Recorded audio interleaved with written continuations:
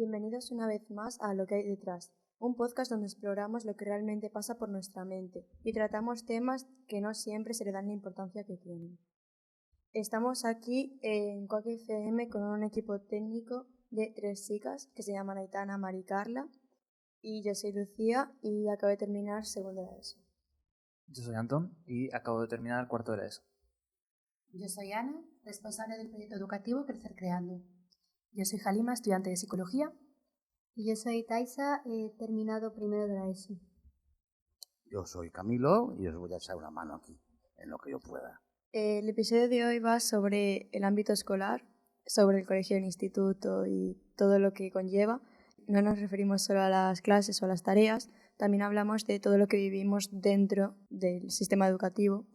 Hablamos de las amistades, los profesores, el estrés por los exámenes, las comparaciones, los buenos momentos y los no tan buenos. Todo eso influye en cómo nos sentimos y en nuestra salud mental. De eso este episodio.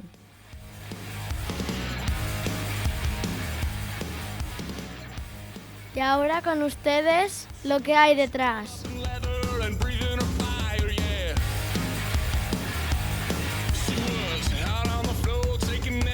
En el episodio de hoy queremos tratar un poco la neurodiversidad. Nos referimos a que no todo el mundo es igual, todo el mundo tiene algo que le hace especial y esto hace que viva situaciones distintas y por ello conlleva que tengamos problemas distintos. Y el sistema educativo no está hecho para todo el mundo. Hay partes en las que faltan conocimientos tanto por parte de los profesores como por parte de los alumnos para que todo el mundo pueda estar en su comodidad. Vamos a empezar por unas preguntas que han enviado algunos profesores que querían participar hoy pero no podían asistir porque no hemos planeado el último momento de este episodio. La primera es Susana Vázquez Martínez, profesora en la Facultad de Educación y presidenta del Foro Europeo de Administradores de la Educación en Galicia.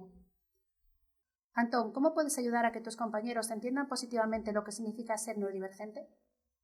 Ya dentro de mi ámbito, de mi círculo personal, está bastante normalizado. En el momento de hablar sobre neurodivergencia, neurodiversidad y todos estos temas, pues no encuentro ningún problema. Luego podremos hablar sobre este tema los demás. Ahora vamos a ir con las preguntas.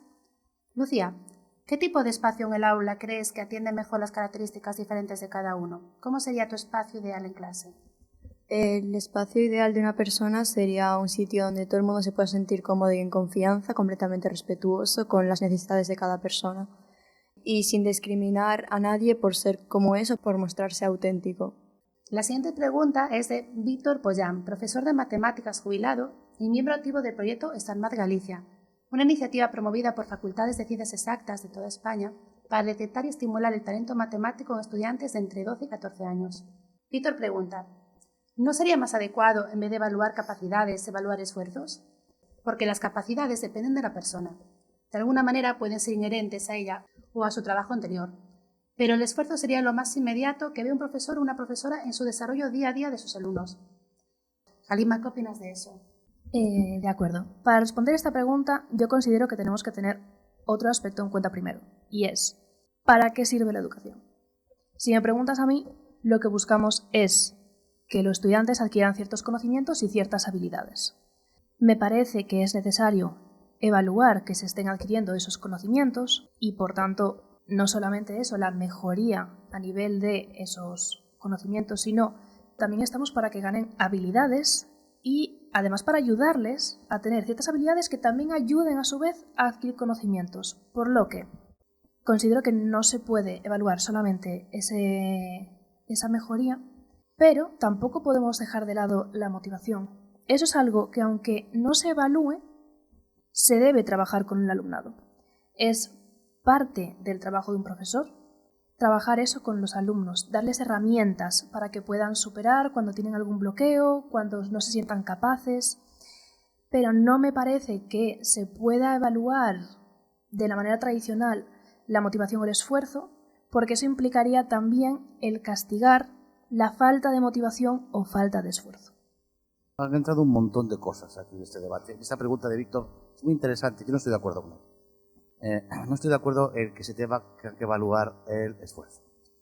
Tiene que ser un valor más, claro que es un valor más, pero no debe ser el valor único. Yo tengo un ejemplo en casa, o sea, mi hijo está estudiando lo que le gusta, es el primero de clase, tiene las mejores notas, no se esfuerza nada. ¿Por qué? Porque es que hace lo que le gusta. Le encanta ir a clase. Le encanta porque es lo que le apasiona. No supone un esfuerzo para él. ¿Tenemos que bajarle la nota? Porque no supone un esfuerzo para él. No estoy de acuerdo. Yo creo que es, como decías tú ahora, un cómputo de cosas. Luego tenemos que darnos cuenta que estamos en un sistema educativo del siglo XIX. Premia la memorización. Es algo que vosotros, como nueva generación que estáis entrando, no os va a hacer falta la memorización. Sí la adquisición de habilidades, como tú decías ahora. Yo creo que se debe premiar más las habilidades que la propia memorización. No vais a necesitar memorización cuando ya habrá alguien que os lo ha memorizado antes, como es todo lo que es las inteligencias nuevas que vienen. No va a hacer falta tanta la memorización. De hecho, a mí ahora mismo me sirve de poco saberme los ríos de España, ¿vale? Y fue algo que me supuso un gran esfuerzo. Creo que tenemos que premiar, más que premiar, es empujar las habilidades, que es distinguir las habilidades en las que un alumno es bueno y potenciarlas. Gracias, Camilo. Luego abriremos debate, que se vale, pone muy como ya vi interesante. debate aquí. Vamos a seguir ahora con la ronda de preguntas rápidas, vale. Para terminarla. Las siguientes preguntas son de Cris Brito, que es profe de FP Básica y experta universitaria en coeducación y prevención de la violencia. Lucía, también para ti. ¿Qué actuaciones por parte de los profes son las más efectivas y cuáles las menos para lograr la integración de todo el mundo? Yo creo que las acciones menos efectivas en la integración son cuando señalas a una persona por ser distinta y por ello deberíamos de acogerla. Todos somos distintos y todos tenemos el derecho a sentirnos cómodos. Por tanto, no se puede señalar como algo distinto o algo que hay que respetar por ser distinto y para que siga siendo así. ¿Qué expectativas tenéis con respecto a los docentes? Bueno, yo creo que los docentes deberían de dar clase porque les guste y porque les apasiona su trabajo, además de hacerlo con respeto hacia los alumnos y intentando ayudar los problemas de cada uno. La siguiente pregunta es de alguien a quien admiro mucho. Emilio Vega Río, docente veterano, psicopedagogo y director del Centro de Formación y Recursos de A Coruña, que ocupa desde 2019 la presidencia estatal del Fórum Europeo de Administradores de la Educación, además de liderar la formación permanente del profesorado y la innovación educativa en Galicia. Emilio pregunta: ¿qué tipo de personas hay en tu entorno habitual, tus amigos más cercanos? ¿Cómo los definirías? Gente que sabe escuchar, que es respetuosa, que no siempre es como que tiene que ser el centro de atención en todo y te puede escuchar si tienes algún problema y ayudarte. Muy empáticos. Se saben poner en el lugar de la otra persona. No critican algo que ven mal, sino que lo denuncian. O sea, dicen que está mal, pero no lo critican. Intentan ver el porqué de ello. Vale, y la última pregunta la hace Silvia Vila Rodríguez y la hace como madre de una estudiante de 12 años. Pregunta: ¿qué opinas de que se ponga como costumbre que al empezar cada curso el alumnado reciba una charla sobre neurodiversidad para comprender mejor a sus compañeros y a sí mismos? Yo opino que estaría bien que al principio de cada curso se dé esa charla y que, como decía Lucía antes, que no se señale a nadie. Que no digan como estos compañeros tienen pues neurodivergencias o lo que sea y los tenéis que respetar. No, simplemente cada persona es diferente y hay que intentar normalizarlo y no tratarlos ni como extraños ni como muy especiales. Claro, no tener que respetarlos por ser especiales, sino respetarlos por ser personas. No etiquetarlos en esta persona es neurodivergente y por tanto hay que respetarla, no. O sea, respetar porque son personas normales. Claro, porque no son etiquetas, son personas, todo el mundo son personas, entonces pues... ¿Qué os parece si en lugar de hablar de neurodivergencia hablamos de neurodiversidad? Sí. Y se trata simplemente de que entendamos esas diferencias que hay entre nosotros para que podamos comprendernos mejor y no juzgarnos.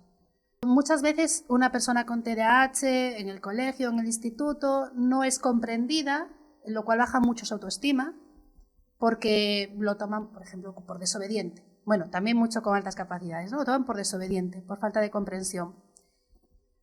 Si hablamos de neurodiversidad, de qué es lo que nos diferencia, por qué nos comportamos así, hablamos de ello libremente, ¿no? A lo mejor hay que ponerle esos nombres al principio para que la gente entienda y luego que seamos capaces de lo que hizo Antón, de hablarlo con normalidad de cómo es cada uno, sin más. Somos todos muy distintos. Vamos a volver a tocar alguna de las preguntas anteriores para entrar un poco más a debate y dar un poco voz a todos los que están aquí presentes. Entonces, a mí me gustaría comenzar con la pregunta que respondí antes respecto a evaluar el esfuerzo en los alumnos, porque considero que Camilo aquí al lado dijo alguna cosa muy interesante que me llevó a plantearme ciertas cuestiones. Es decir, respecto a evaluar el esfuerzo, él comentó, por ejemplo, que alguno de sus hijos no tenía que hacer un esfuerzo tan grande como otras personas a la hora de llevar a cabo sus estudios. Y a mayores de eso, en la contraparte también me gustaría señalar que hay gente que con el mismo esfuerzo no va a conseguir la misma diferencia de resultados. Es decir, dos personas pueden partir de un 4, poner el mismo esfuerzo y no llegar las dos a un 6. Aquí cada persona tiene diferentes dificultades o diferentes impedimentos y diferentes situaciones vitales. Por lo que realmente considero que se puede evaluar ese esfuerzo. No, al menos a mí no se me ocurre una herramienta que sea realmente fiable, aunque consideráramos, que no es mi caso, que eso sea lo que haya que evaluar. ¿Alguien más tiene algo más que...? Yo creo que es que no se puede evaluar solo una cosa. Por ejemplo, no puedes evaluar solo memorizar, no puedes evaluar solo esforzarte, no puedes evaluar solo la iniciativa del alumno, no puedes evaluar solo una cosa, tienes que evaluar el conjunto de cosas, porque las situaciones son tan diferentes que a lo mejor se te da mejor memorizar sin esforzarte y das mucho por esa asignatura, o sea que haces trabajos extra, investigas, haces cosas por saber más, que otra persona que en esa misma asignatura saque muy malas notas, se esfuerce mucho, no se puede evaluar igual porque las circunstancias son distintas para cada persona. No sé si entiende. Es muy importante tener siempre en mente en la educación qué queremos lograr con esto. Porque ya no es solo lo que comentábamos de obtener conocimientos o habilidades, porque la verdad la pregunta es ¿para qué queremos esos conocimientos y habilidades? Igual que comentaba Camilo, que los ríos a día de hoy no le están sirviendo demasiado. Tenemos que replantearnos realmente cuáles son nuestras prioridades, porque hay una diferencia entre la ESO, que es educación obligatoria, y el bachillerato. Entonces, si realmente nos centramos solamente en evaluar esa parte de memorización de ciertos contenidos que realmente el día de mañana como adultos no van a crear una gran diferencia, en vez de habilidades para analizar e integrar ese contenido en nuestras mentes, de socializar con los compañeros, de habilidades comunicativas, de empatía, pues me parece que es algo que realmente habría que trabajar mucho más, en vez de centrarnos tanto en contenidos que se pueden aprender más adelante sin problema y que no va a requerir todo el mundo. Pero aún así yo creo que es importante dar los ríos de España, por ejemplo, porque después te salen dos personas que te dicen que África es un país y que se habla africano, cuando no es así. O que te sale gente que te dice que la capital de China es Hong Kong. Pues no, hay que enseñar a la gente conocimientos básicos del medio, cultura general, aunque tengo así como una espinilla con la cultura general, porque no todo es cultura general. Hacer un sistema de ecuaciones puede que no sea cultura general para mucha gente, porque a no todo el mundo le va a servir. Pero sumar, restar, multiplicar, dividir, saber dónde está España en un mapa, pues no viene mal. Entonces tienes que aprender lo básico, pero llevar la inteligencia emocional, la inteligencia emocional y la inteligencia académica, por así decirlo, a la par. Saber reflejar lo que piensas en voz alta o cosas así. En el AMPA del colegio donde teníamos chavales, hicimos unas jornadas y para clausurar la jornada invitamos a un parlamentario, a alguien del Parlamento de la Xunta, a un político. Da igual el color, da igual. Él dio un pequeño discursito y clausuraba las jornadas. En ese pequeño discursito dijo una frase que me sentó como una patada en el corazón. ¿Vale? Dijo que la labor de los colegios, que era importante, la labor del profesorado, para formar trabajadores que pudieran después desempeñar una labor en la sociedad. No es la función del colegio formar trabajadores, ¿vale? Pero sin embargo se tiende a eso. ¿Qué vas a estudiar? Eso no tiene salida. No sé si lo habéis oído. En la edad que estáis seguro que lo habéis oído. Pero eso no tiene salida. ¿Y qué vas a estudiar? Es que eso, ¿y dónde vas a trabajar? Bueno, si por salida fuera, no tendríamos filósofos. Vosotros diréis, pero es que necesitamos humanistas pensadores. Y es algo que yo demando. ¿Por qué? Porque al final ese señor parlamentario tenía razón. Tenía razón. El sistema educativo forma trabajadores. No debería de ser así. Se deberían de formar personas, se debería de formar una sociedad mejor, que no miremos solo por nuestros propios problemas, sino también por lo de los demás. Pues hace poco más de un año me he recordado que estaba con vosotros justo entrevistando a Eduardo Rosa de Cabezo en Crecer Creando y nos dijo algo: tú estudia porque mola, no para trabajar. Es más fácil formar buenos trabajadores que formar buenas personas. De hecho, vosotros ninguno llega a los 25 años. Bueno, parece ser que si no estáis formados y habéis triunfado laboralmente antes de los 25, ya no lo vais a hacer. Eso es un error. Disfrutar de lo que estudiáis antes de los 25, tendréis tiempo para volver a formaros en lo que os pide la sociedad, que veáis que os puede gustar para poder ganar dinero, pero primero disfrutar de la formación que os va a dar vuestros padres. Porque a partir de los 25 ya no os la pagan vuestros padres. No es verdad. Pero a lo mejor la puedes pagar tú. Tú a lo mejor, cuando llegas a los 25, has estudiado en la Universidad de Filosofía y dices, bueno, pues ahora voy a ser un buen maître jefe de sala en un restaurante. Pues te formas. Demando más estudiantes por vocación. Si el sistema educativo creara trabajadores, no habría artistas, no habría filósofos, no habría... Evidentemente, faltaría un montón de gente. El humano no lo puedes marear así tan fácil. No lo puedes domesticar así tan fácil, ¿no? Entonces yo creo que, además de estudiar lo que te gusta, tienes que dejar que uno tiene que vivir, que tienes que ganar dinero, porque si no ganas dinero no comes y tienes que comer. Pero uno tiene que conseguir... Bueno, mi madre siempre me dice, estudia lo que te gusta, que ya trabajarás de lo que te toque. Pues sí. No, pues yo quiero trabajar de lo que me gusta también. ¿Y dónde queda el baile ahí? ¿Dónde está mi bachiller de baile? Bueno, pues me tengo que meter a un conservatorio para salir con el título. Claro, y pagar. Y pagar tanto, bastante. y tanto. ¿Cómo es acabar cuarto de la ESO y que lo único que sepas es que no sabes nada? Al final, da igual lo que acabes, da igual que acabes a ESO, el bachillerato, la universidad, da igual las carreras que hagas, no vas a saber nada. O sea, una carrera no define tu visión del mundo, tu conocimiento. La única forma que tienes de obtener conocimiento sobre el mundo es tu experiencia. Maravilloso que diga eso un chico de 16 años. Dilo, Tata.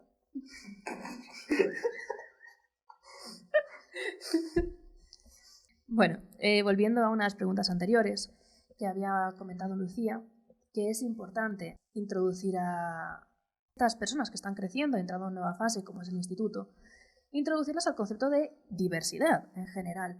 Hoy estamos hablando específicamente de neurodiversidad. Hoy estamos hablando específicamente de neurodiversidad. Aparte de lo que se diga en estas charlas, me parece muy importante también el cómo se dice. Yo, de cuando estaba en el instituto, tengo el recuerdo de que siempre, cualquier charla que se nos viene a dar sobre diversidad de género y de sexualidad, diversidad de etnias, la cosa siempre es, esta charla es para los, entre comillas, normales, los que no se encuentran tal vez con todas esas barreras a la hora de experimentar la vida en general, y es para que vosotros entendáis por qué tenéis que tratar bien a estas otras personas que son raras. Siempre es un enfoque de vosotros tenéis compañeros que son distintos a vosotros, pero esos compañeros están en el aula. Esta charla no es solo para las personas sin neurodivergencias, para las personas sin problemas económicos, personas que son cis hetero. Esta charla es para todos y es tanto para aprender a respetar a los compañeros como para entenderse a uno mismo. Respecto a estas neurodivergencias, me parece también muy especialmente importante esto, porque no es como en otras características que todos conocemos si las poseemos o no. Muchas veces a esas edades desconoces muchas partes de ti, igual que a otras edades, pero has tenido menos tiempo y menos recursos para entenderlas. Entonces, al final, esa charla podría estar destinada a cualquiera y es necesario que todos se sientan aceptados y no simplemente tratados como unos extraños que necesitan una integración especial. Una cosa, ¿alguien de aquí ha tenido alguna charla sobre neurodivergencias? Porque yo nunca en No. mi vida. Yo No. tampoco.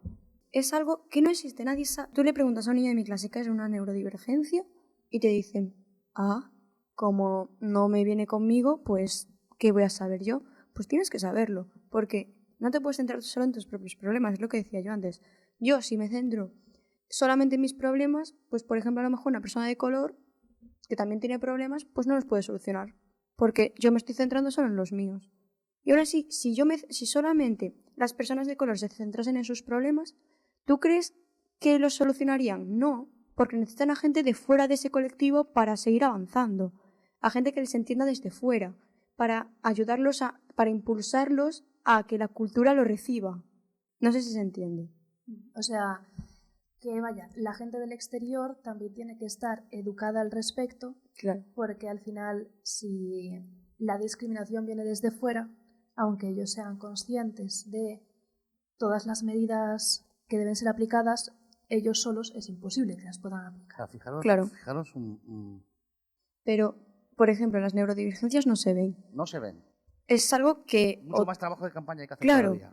por mucho esfuerzo que hiciéramos, no iba a servir para nada. Claro, no están en tu cabeza. Claro, o sea, lo que nos quiere comentar Camilo es que tenemos que hacer el trabajo de concienciar a la gente justo de eso, de que esto, aunque no lo veas, tiene el mismo nivel de relevancia, y una vez que la gente ya comprenda cómo afecta al resto de personas todas estas circunstancias, todas estas formas de ser, Es que no se dan cuenta que es problema suyo a las también. personas en vuestra cabeza 5 minutos. No aguantan. Cinco Dale 2 minutos. segundos y están Claro, fuera. ¿entiendes lo que te quiero decir? llegado a este punto de la discusión, que igual nos estamos enredando un poco de más, la conclusión a la que intentamos llegar aquí un poco todos es que al final es una situación tal vez más difícil de hacer comprender al resto, ya que no es algo que puedan ver directamente con los propios ojos o experimentar ellos, pero es algo que al final es necesario visibilizar para que todo el mundo pueda empatizar mejor y así podamos pues avanzar todos. Dicho esto, queríamos compartir un poco experiencias personales de cómo se puede vivir el instituto a nivel individual teniendo algún tipo de neurodivergencia. Entonces, Itaisa, ¿quieres empezar? Bueno, pues yo voy a hablar de mi caso y es que cuando a mis profesores les intenté explicar cuál era mi caso en altas capacidades, pues no se lo creyeron porque como no estaba sacando sobresalientes en todo, 9 y 10, pues hoy en día se relaciona un montón, se relacionan las buenas notas con las altas capacidades y no tiene por qué. Yo, por ejemplo, tenía también por las altas capacidades, pero unos problemas distintos. Que bueno, también me parece que es una buena ocasión para que se vea cómo a nivel individual se puede vivir de manera muy distinta una experiencia que se supone que es homogénea y similar, pero que realmente no lo es. En mi caso, no tenía problema con las notas al principio. Entonces, yo en el instituto no tenía problemas y buenas notas y tal y cual. Entonces, ¿qué hace el profesorado? Se desentiende.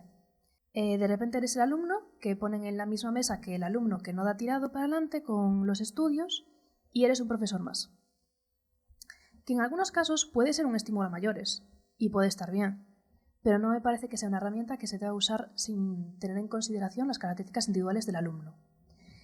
A mayores, a la hora de relacionarse con los compañeros, se generan ciertas diferencias.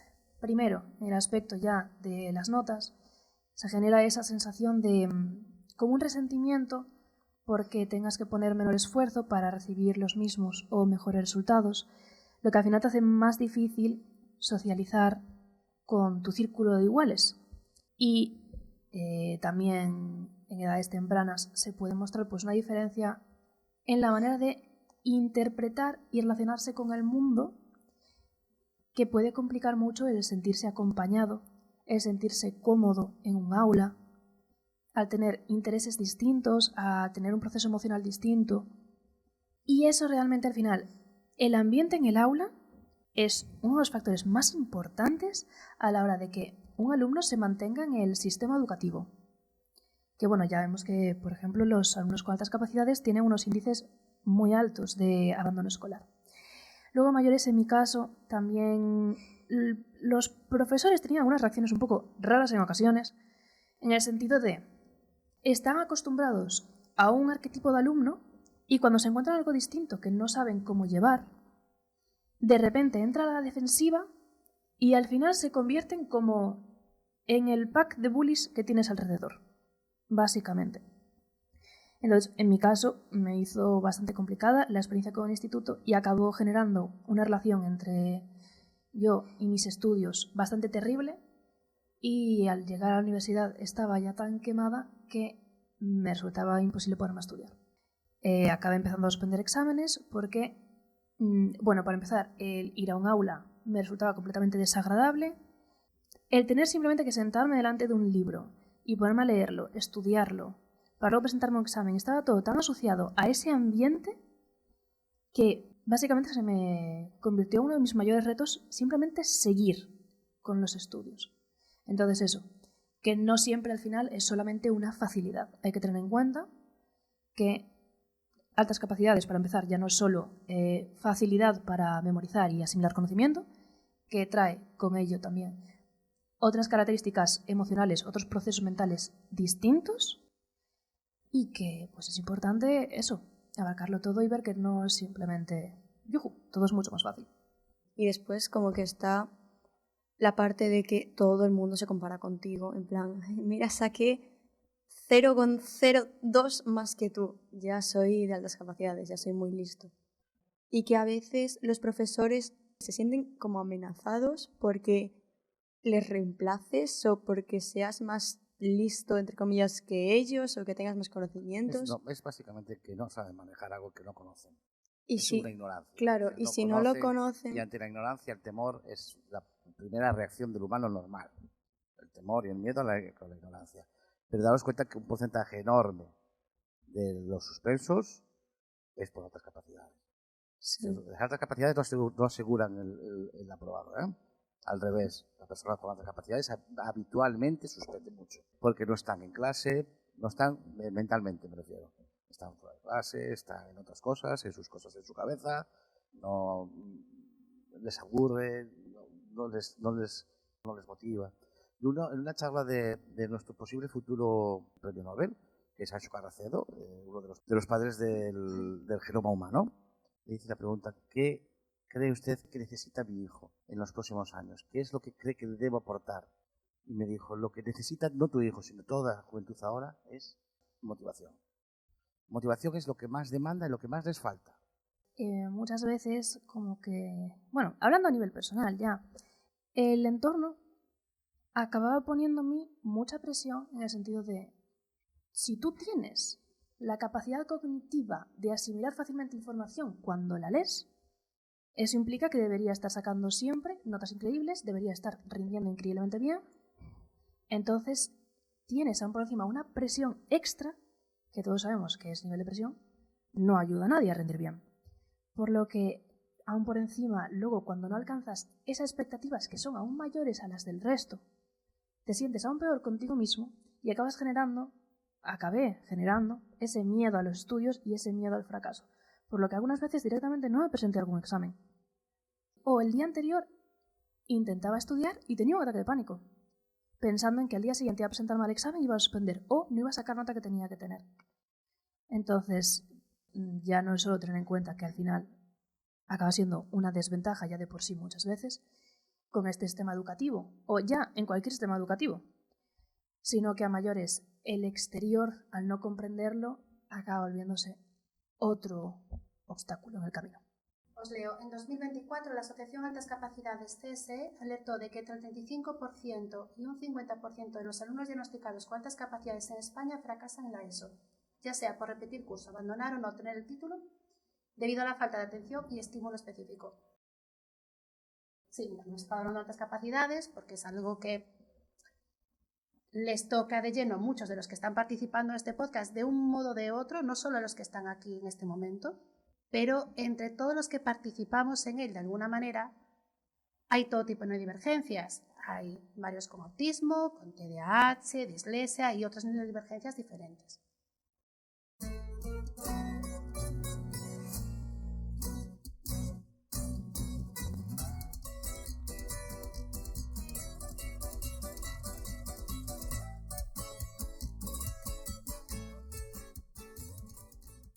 Creo que podíamos dejar entrar una llamada de Rubén, que es profesor de secundaria. ¿Qué os parece? Que ya ha estado más veces con nosotros. Pues maravilloso. Ponemos Perfecto. una cancioncita y después ya entra Rubén, ¿vale? ¿Preparados? Entradilla.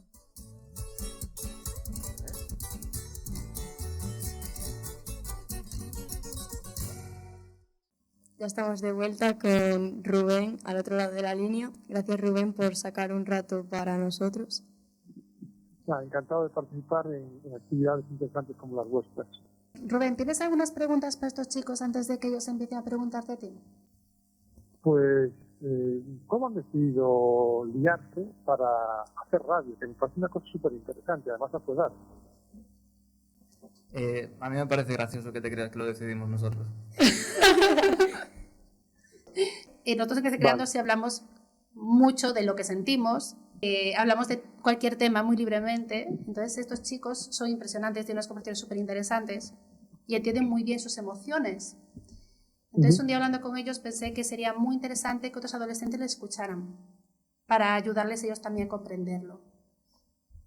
El mérito, como ves, es suyo, aunque me echen la culpa a mí. Realmente no fue así. Cogiste, un día nos llevaste a la cafetería y nos dijiste: no me vale solo que juguéis con los juegos de Crecer Creando, quiero que hagáis algo más. Esas fueron tus palabras y me da igual. Bueno, de ahí nació, creo que el canal de YouTube, puede ser también. Puede ser que nacieran más cosas. Bueno, yo la verdad es que un día Ana me comentó lo del podcast y a mí me pareció muy interesante porque al final lo del podcast son temas que mucha gente no le da importancia. Entonces al final venir aquí a hablar sobre esos temas y además desde nuestra perspectiva me pareció muy interesante y muy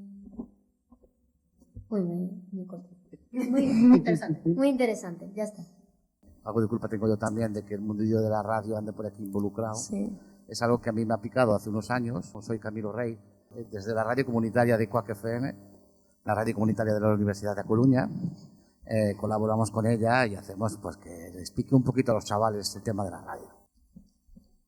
Muy bien, perfecto. No, si yo hice un poquito de radio estando estudiante en Santiago de Compostela y es una cosa que siempre queda ahí. Entonces, gente tan joven metidos en la radio pues siempre emociona, ¿no? Supongo que a lo mejor en un futuro lo que le decía de alguna radio de estas tipo Quack FM, una radio independiente, y ahí pues hablar de mis neuras que suelen ser pues la astronomía principalmente. Perdón, Rubén, están mirando aquí unas cosas. Sí, perdona que tú no lo estás viendo. El caso es que teníamos una pregunta que ya nos habían hecho, que teníamos que ir aquí para profes. Tenemos una pregunta de una madre, se llama Margarita, y dice: no solo a nivel de congresos en los que la asistencia es voluntaria, en cada colegio se le está facilitando activa y periódicamente herramientas al docente de a pie para potenciar al alumnado académica y socialmente. De ser así, ¿de qué manera y con qué frecuencia? ¿A todos los docentes o solo a los de apoyo? Todos los años los docentes tenemos opción de formación. En muchos colegios, tanto privados como públicos, hay una cosa que es la demanda y podemos demandar qué formación queremos. La pública, en cuanto se hacen muchos puntos, la gente suele dejar de formarse porque ya no puede sumar nada más. No todo el mundo, pero sí que hay un porcentaje elevado de eso que no busca más formación. Y los de la privada y concertada, pues resulta que como estar ahí es como firmar que quiere estar aquí y implicado, pues entonces van a ir, pongan lo que les pongan. Pero luego hay una serie de compañeros, tanto la pública, privada como concertada, que lo que quieren es saber y lo que quieren es mejorar. Entonces sí que se les nota, es gente proactiva y suelen demandar, ya sea de tecnología, ahora quiero saber de neurodiversidad, ahora quiero saber de identidad de género. En Inglaterra esa formación es obligatoria y es anual, todos los años te dan toda la formación. Y Rubén, tú en el profesorado que te rodea, ¿qué áreas ves que destacan más en lo que reclaman los profesores tu alrededor? Vaya, los que se implican. Se va mucho a demanda de situación, que es en mi centro tengo esta situación, no tenemos herramientas, inmediatamente en cuanto vemos una situación que se nos sale de este conocimiento, se habla con dirección, con jefatura de estudio y con orientación para que nos den herramientas. Y cuando se demanda, oye, necesitamos formación justo en esto, en conflictos, porque queremos montar un grupo de mediadores, o sea, que los alumnos, ellos mismos, hagan de mediadores en los conflictos porque es más fácil que entre ellos entiendan y ellos saben todo lo que pasa en el colegio que nosotros, porque de cierta forma la diferencia de edad o la responsabilidad de lo que me evalúa hace que aparezca como una especie de barrera. Cuando en principio somos sociedad con la diferencia de unos son más jóvenes, otros son más mayores, unos tienen más experiencia de vida y otros menos, pero seguimos siendo personas y las emociones están ahí y la necesidad de sentirse atendido, sentirse comprendido o comprenderse a uno mismo, no solo hacia los demás. De acuerdo, o sea, lo que veo es que se reclama, principalmente lo que necesitan así de primera necesidad en esas situaciones específicas. Pero respecto a cómo abordar la educación e integración de personas de todo el rango de neurodiversidad, ¿crees que queda espacio después de quitar esas cosas de primera necesidad, vamos a decir entre comillas, para que se... Sí, queda espacio. O sea, vamos a ver, en principio eso se ve en el curso de adaptación psicopedagógica. Entonces ahí, en este máster, cogen a un especialista, por ejemplo, en física, en matemáticas, en literatura, y lo transforman en docente de esa materia para distintos perfiles del aula. Todo el mundo tiene que estar integrado y todo el mundo tiene que tener oportunidad de crecer por igual. No de llegar a los mismos sitios, no de llegar al mismo dominio de las cosas, pero sí de haber crecido en una proporción similar. La ley te obliga a ello. Bueno, Rubén, yo soy padre de dos adolescentes. Bueno, ya no son tan adolescentes.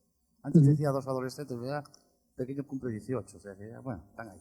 Sí, ya son posadolescentes. Sí, están ahí, vale. Hace un ratito hicimos preguntas y despotriqué y deshice el sistema educativo, ¿vale? Le di patadas, lo llevé hasta el siglo XIX. Sin embargo, sí que tengo que romper una lanza en cuanto al profesorado. Estoy en una asociación, colaborando con una asociación, dando apoyo al profesorado en ciberseguridad y ciberbullying. Multitud, tanto en público como en privado, que ellos demandan esa formación. Entonces, tengo que romper una lanza por eso. Igual que ya te digo que despotriqué contra el sistema educativo, porque me parece desnortado y desfasado, sí que tengo que decir que el sistema de profesorado sí que quiere formación. Pues yo no lo veo tan así, porque yo lo veo desde el otro lado, que es desde el alumno, y viendo a los profesores que no hacen nada. Entonces... No, porque no están formados. Entonces, pues pide formación. Pues pídela o búscala. Hay medios en internet para buscar. Puedes buscar tú solo, puedes arreglar tú solo un poco. Puedes, si tienes un niño con TDAH en clase, puedes buscar lo que es el TDAH y puedes empatizar con él. No lo puedes dejar de lado y tirar ahí. Pues busca información y sé tú el que te haces tu propia formación. Y después... Igual que tú, Camilo, también tengo que decir, desde Crecer Creando, sí es verdad que hoy nos piden más formaciones para aulas inclusivas y nos piden justamente recursos para que se adapten las clases a todos los niveles.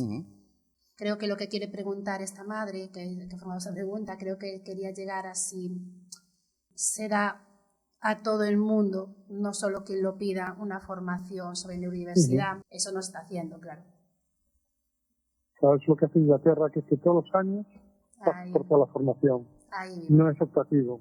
Y después cuando te hacen el test, y tienes que sacar más de un 70% de acierto. Si no, te lo vuelves a hacer de cero. Entonces, que a mí eso me parece pues para algunos perfiles, porque es educación, y depende de la educación, otra gente necesita aprender eso socializando con otros. Sí. Porque seguimos siendo el mismo sujeto, la misma persona, el chaval de secundaria que el adulto. Entonces, hay niños, o sea, hay estudiantes que tú le pones una página automática para ir resolviendo cosas y lo hace todo. Y otros necesitan un grupo. Muchas gracias, Rubén. Bueno, hasta aquí la charla con Rubén. Muchas gracias, Rubén, por darnos parte de tu tiempo. Gracias a vosotros por ser gente proactiva, por querer comunicar, por querer entender. O sea, para mí esto se llama base social. Las personas que quieren mostrar dificultades que sufren los demás generan base social, porque nos explican a los demás qué es lo que hay, para que no nos quedemos ciegos. Pues ya está, Rubén, muchísimas gracias, ¿vale? Chao, Rubén, te queremos. Chao, chao. Chao. Besos. Chao.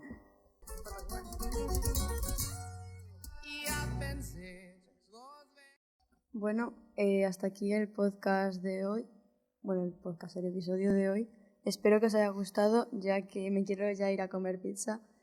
Hoy puede que os invite, no como en el último episodio. Buenos días, tardes o noches, depende del sitio donde nos estés viendo. Muchas gracias.